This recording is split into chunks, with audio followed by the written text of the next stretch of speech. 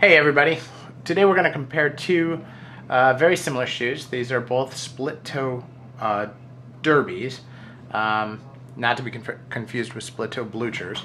They're derbies because the piece that has the eyelets on it is actually connected to the heel here with this piece of leather, where a blucher is actually not. It's actually just this piece sewn onto a single piece of leather. Now, this is an Allen Edmonds Bradley. It's in burgundy shell cordovan. It has a single sole, and this is an oak bark tan sole made by JR or Rendenbach out of Germany. Now, this is a 11.5 E, and this particular shoe is made on a very large last, the 511 last from Allen Edmonds, and so it tends to be a little bit fuller in the shoe. So this part of the shoe here has a lot of space in it, and the heel has a lot of space in it as well. So I tend to really try to narrow the heel a bit. That's part of how it makes it fit better for me. But I do take the width in the forward part of the shoe. So the instep on this is also very generous, and so sometimes I need to wear an insole with some Allen Edmonds in order to be able to raise my foot up a little bit because of that. Now compare that to the last on this Alden shoe. Now, I would say that this last at the 511 is the closest to the berry that Allen Edmonds does in terms of overall volume of the shoe, but the actual almond shape here is different. The berry is more rounded, more of a circular shape, more of a U, where this is a little bit nicer. I also think that the way that the angle kind of comes down on the toe right there is also significantly different. I think this is a little bit more tapered than you see when you look here. So when you look at the two of them, there's a little bit more elongated on the Allen Edmonds than on the Alden. So again, a very, very slight difference, but a design difference nonetheless. The Alden last is this is actually a double sole, and this is on the Aberdeen last, which is one of Alden's narrow lasts. And Alden also has a narrower heel. This is an 11E, and it has a C heel.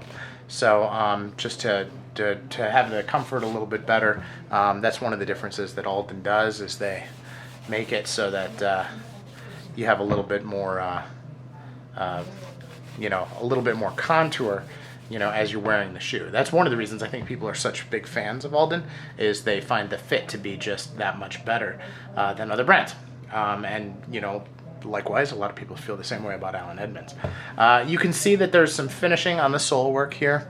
That is mostly, this is something that they do on the Goodyear welting machine to give it this edge around the outside.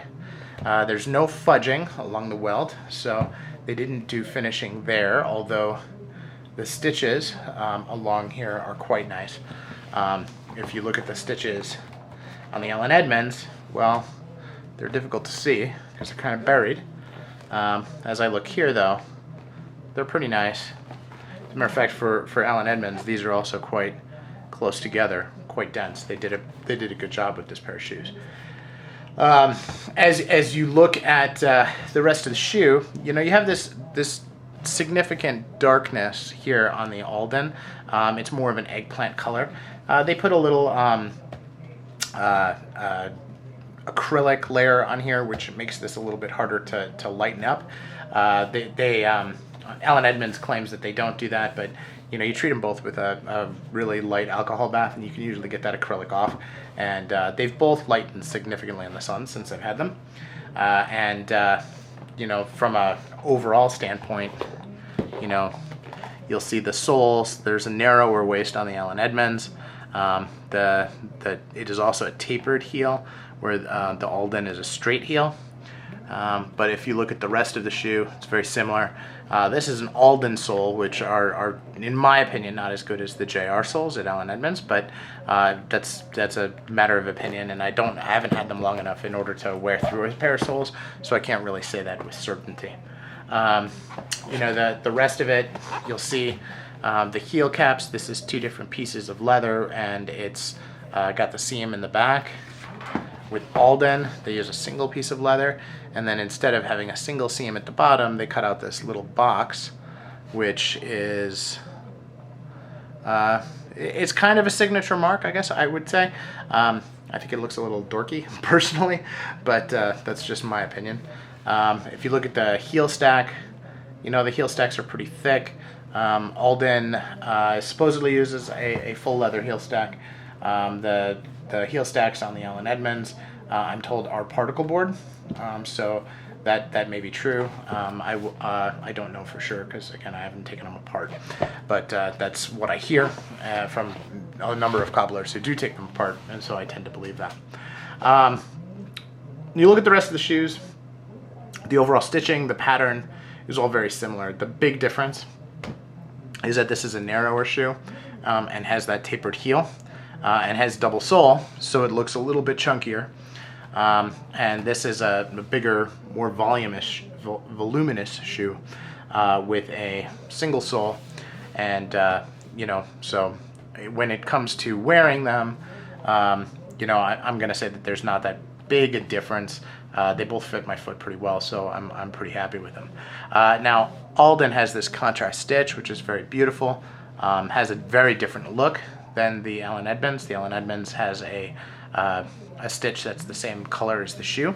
When you look at the quality of the stitching and the way that it's all put together, very similar. I would say the Allen Edmonds has a little bit more of a raised ridge on the apron, and the apron comes down a little bit further than it does at Alden. So Alden is more of an Algonquin toe, where this is more of a Norwegian, but again, that's very, very slight differential and not something that I think is that important. You know, as cobblers go, I think cobblers would say that they've trimmed this too much, and that's why you're not able to see the stitching. And so I think they would consider that to be a weakness. That's one of the reasons why a lot of cobblers seem to like Alden. Personally, I think that the trimmed look looks a little bit nicer, and you know, I'm never concerned about what it's going to be like to resole my shoes, because I'm not the one who does it, and I know that that's a terrible thing to say, but that's just kind of my opinion on that. So anyway, hope that's an interesting comparison of the 2 shoes. Again, they're very similar, and thanks for watching.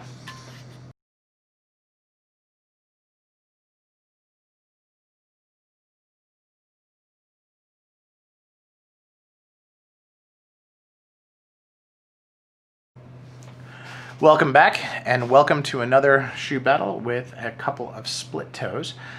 These shoes are very different. This is the Allen Edmonds Walton, and this is a Crockett & Jones Durham. They're both different types of split toes. This is a machine welted or machine sewn Algonquin welt with a long split in the toe, where the Crockett & Jones is a hand sewn with a very short split on the split toe. The Crockett & Jones is also in a pebble grain leather, and the Allen Edmonds is in, basically, they call it coffee, but it's, if you're comparing it to other brands, this is a mid-brown Vigano, which I believe is from the French tannery d'Hanoï. Now this is what they call a bench welt. So it's got your typical, you know, Goodyear welt construction with the cork, and has, you know, the stitching and so forth in the groove. The Crockett & Jones has the same stitching, and here, I'll just put this here, and that is a day-night sole. But it says Crockett & Jones on it instead of Day-Night, so it's branded. And they, again, have the Goodyear welting. And you can see that they have it in they've created a groove in the sole for that as well. So nothing super fancy about either of them. They're both very well made. Neither has a fiddleback waist or anything like that. I decided to compare these 2 particular shoes because they are casual split toes, as compared to like a Bradley and a 22 tan, and or a 962 from Alden. And I think that they provide a really good example of some different split toe designs, and a really good feel for derby. So this is, now the one thing I will say about the Walton, which annoys me a little bit, is that it has a very, very high toe angle here, and so you've got this little angle on there. I'm not a fan of that. I like my shoes to lay relatively flat, but that is something that is unique to that shoe, and certainly part of the design. So Allen Edmonds has a lot of fudging around the sole here. So if we're taking a look there, you can see that they have this grooving along the sole all the way around. This is a very big last. I would say this is pretty close to the Berry last in Alden. Just a big, wide shoe, and comfortable, and certainly a good shoe to have. A wide heel as well, and so this is one of the things that I do with these particular shoes, is that I use the trees and I push the heel around and use the tree to stretch it a little bit in order to make it narrower so that it fits my foot better. So anyway, those are the two soles on each of them. So they're both a good double sole, and they're both very comfortable. The lining on the Crockett and Jones is much more supple. The lining on the Allen Edmonds is fine. It's just not quite as soft. And they both have this split reverse welt, which is supposed to give added waterproofing, but in my opinion is really just more for the look. And they just big, chunky, split toe shoes for casual wear. So anyway, let me know what you think of these two shoes in the comments, and thanks for watching.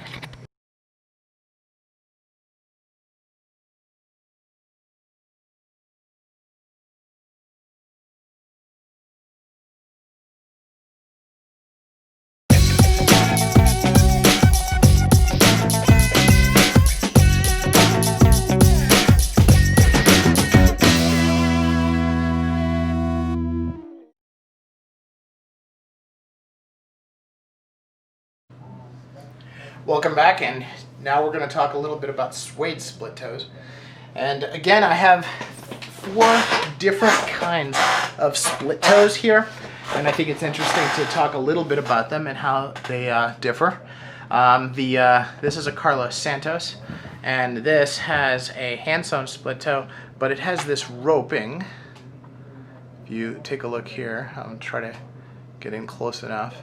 It has this roping that goes along the inside, and they flap the suede over it, and then it's got this split here which is nearly invisible. Alright, so if you get the angle right, you can see it, but some really good fine craftsmanship. Now this is a blucher, so this is not a derby, so this part is not connected to the back. It's all one piece here, which I happen to like the look of a lot. And then this is another one that is also a blucher. This is a Crockett and Jones. Now this one is also a hand sewn, and if you earlier in the video I had the Durham, which was a derby. This is the blucher. This is a Hardwick, and you can see it's also a hand sewn here, but you can see the toe is done differently on this particular shoe. So again, some really nice workmanship here. They also have this second layer here, which I think is a pretty nice look, and they just do, again, a really nice job, but a different kind of split toe again. Now, again, earlier in the video, I compared the Crockett and Jones to an Allen Edmonds pair that had the French toe, so like the Algonquin toe, which this has something very similar, has the machine stitch here. Now the difference is that had 3 layers of stitching on the apron. This only has 2 layers of stitching on the apron, and then another layer of stitching below the apron. So a little bit different still. This is actually a paraboot, which is made in France, and also a blucher, though not a derby. So again, a little bit different. They also have that extra layer here, like the Crockett and Jones.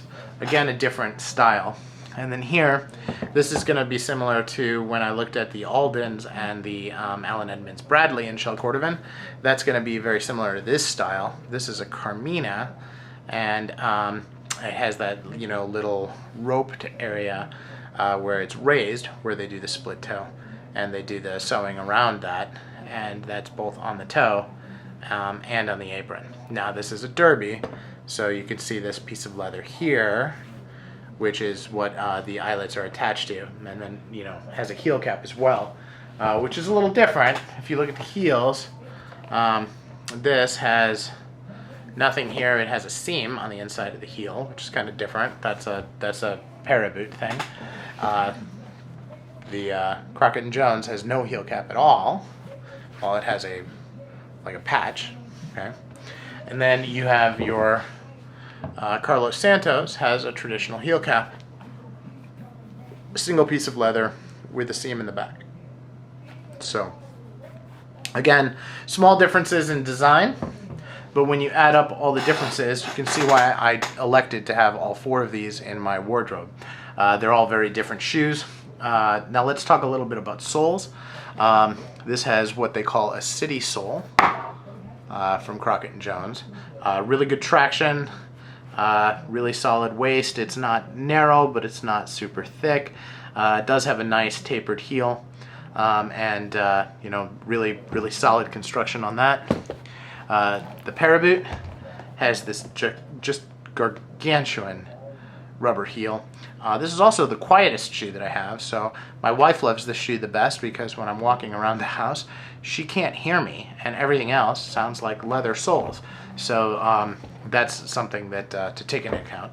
Now this has a combination sole, so it's leather with a rubber toppy, but the rubber is actually applied before it's stitched, so they actually cut out the groove for this rubber piece, so a little different there.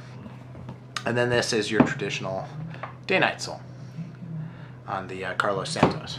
So again, 4 very different shoes, 3 in a very similar color of suede, although you can see some significant differences between the paraboot is certainly lighter than the Carmina, and then this the Crockett and Jones is actually what they call Repello suede, so I don't have to treat that. Now this has been treated with Saphir Renovateur for suede, which added some dark color into it, and the paraboot has only been treated with the suede spray. So, and the Crockett and Jones has never received anything. So, and this has been treated with suede spray as well. So, any questions, please feel free to share them in the comments. Hope you found that interesting, and thanks again for watching.